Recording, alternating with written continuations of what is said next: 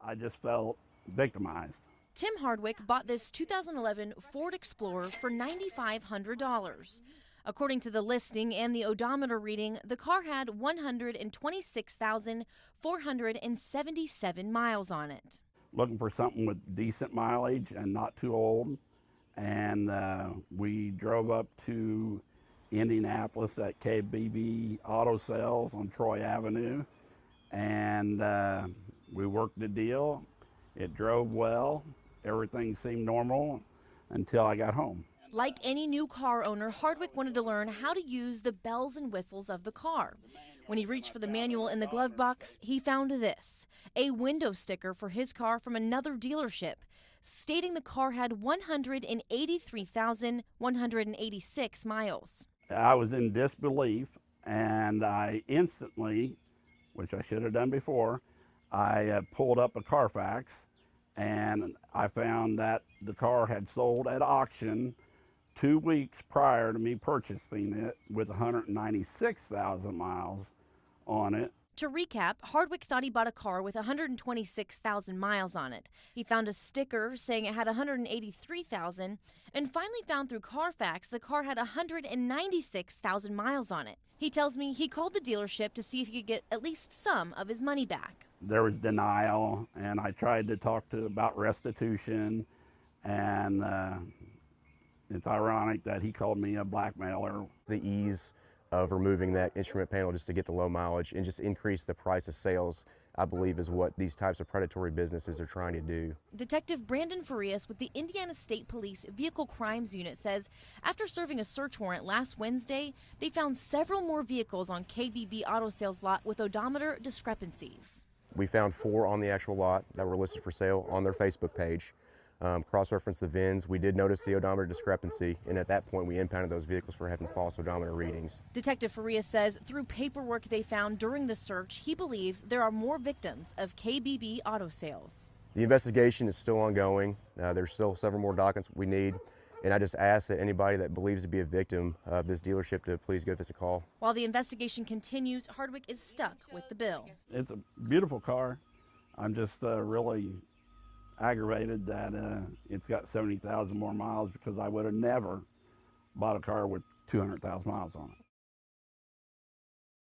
Whether it's adding a speed bump, more visible stop signs, or getting rid of the intersection altogether, neighbors here at Fall Creek Place say something needs to be done at the intersection of 24th and Delaware.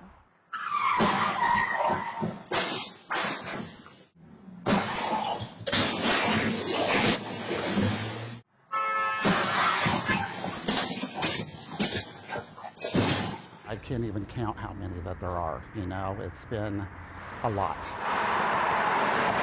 We just don't feel safe, so we try to avoid this intersection as much as we can, even though we live right here. Roy Shawhan and Shasta Grant Huntington are neighbors who have lived in Fall Creek Place for years.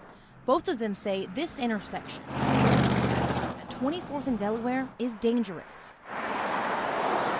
In the last 5 years, there's been at least 1 or 2 per year, like major accidents. 2 weeks ago, in the early morning hours of September 29th, Rashid Conte was killed in a crash at this intersection. I had emailed my city council rep, and I know other neighbors had emailed their city council rep over the years. And in an email I sent to him 3 years ago, I predicted that one day someone was going to die here. And it's heartbreaking that that actually happened.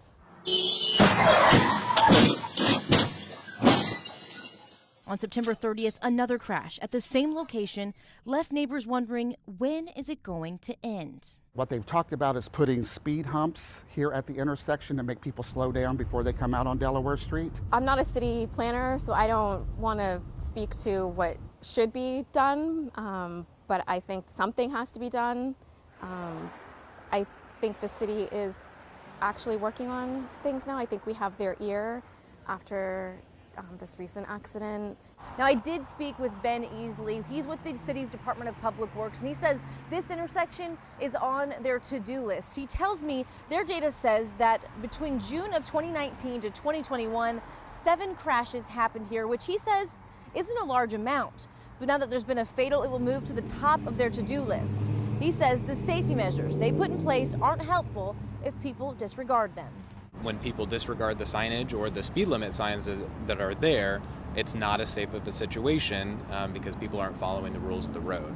Now, Easley tells me a big problem with these accidents is people aren't stopping at the stop signs when they're crossing over Delaware. Now, neighbors here say the speed on Delaware is also a problem. The speed limit is 35 miles per hour, and I can tell you when we were out here, we saw people going much faster than that. In Indianapolis, Kelsey Anderson, WRTV.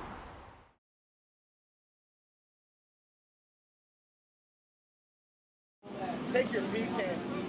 Well, I say take your pecan to the porch first. We have training facilities that we do live fires in. The Bargersville Fire Department recently took advantage of a home that was set to be demolished. There's nothing more real than coming into a vacant residence like this and recreating live fire activity. While this is a live fire, Mike Pruitt says the empty house falls a bit short. Because there's so many materials inside of a house that increase the rate of heat and fire, and that fuel is pretty crazy. You'll see fire start rolling across the ceiling. That's very typical in residence fires and structure fires. Now, because it's a controlled environment with lots of safety precautions in place, they let me suit up so I could see what the conditions are like in a real house fire. It's going to get dark in here. It's going to get hard to see. I was in there as they lit the first fire, and I can confirm things got dark and quickly. Just remember, everything gets clear down low sometimes, so you can actually get on the floor and you can see. Things were completely whited out, and so that kind of gave me a panic. Couldn't see anything. All of the smoke filling the house quickly made it nearly impossible to see. Having the air pack breathing for you is a little different. While helping you breathe, the air pack has another safety feature I didn't know about. You hear that beeping? That goes off when a firefighter is at a standstill for too long. If you don't move, the alarm goes off. So now it's going to go into full alert. So now we know we have to fight down. It's a tough job, I'll have to say that.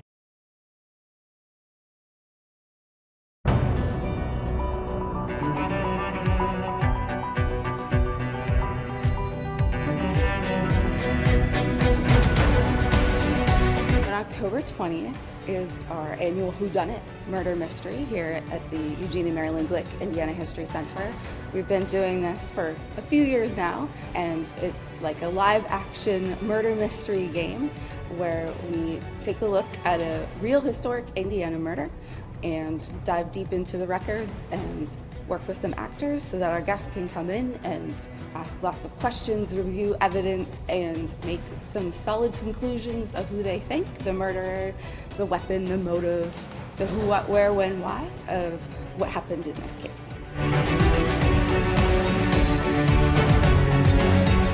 We always look at historic documents. We always are looking at events of the past and finding different ways to talk about those and share those, as well as how we do that. So how you look at historic documents and draw conclusions and look at it with a critical detective kind of eye. And what better way to do that than asking our guests to actually be detectives and come in and review old coroner reports and review death certificates and timelines of events and old maps and help draw those conclusions as to what happened in this case and who the murderer was.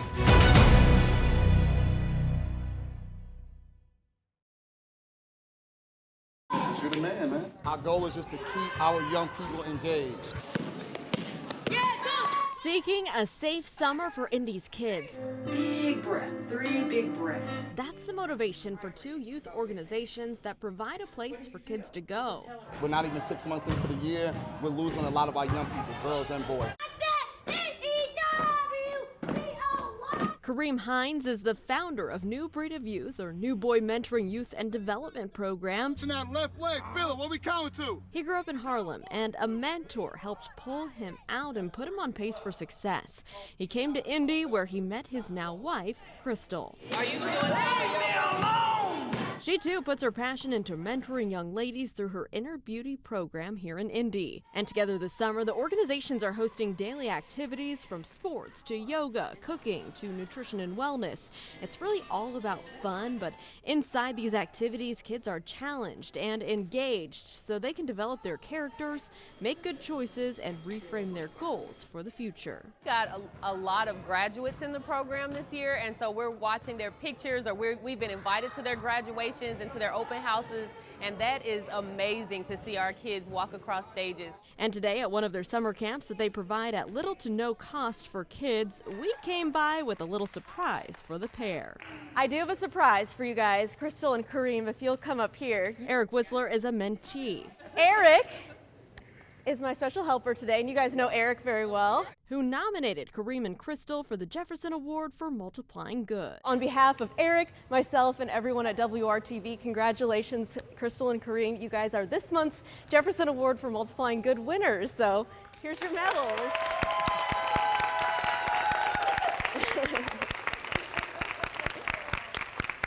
From the moment that I met Kareem, because I met Kareem first and then I met Miss Crystal, but from the moment that I met the two of them, they welcomed me in as like, literally as in their family. They really worked with me from the inside out. They built me up as a young entrepreneur. Mr. Kareem has helped to build me up as a young man because he met me when I was 14 years old. His energy, his cadence, and the way that he speaks and holds himself really just shines through so well. So you just get to see just a portion of his history living through each and every person here. When they leave the earth one day, all the evidence will still be here of what they did. And I love y'all.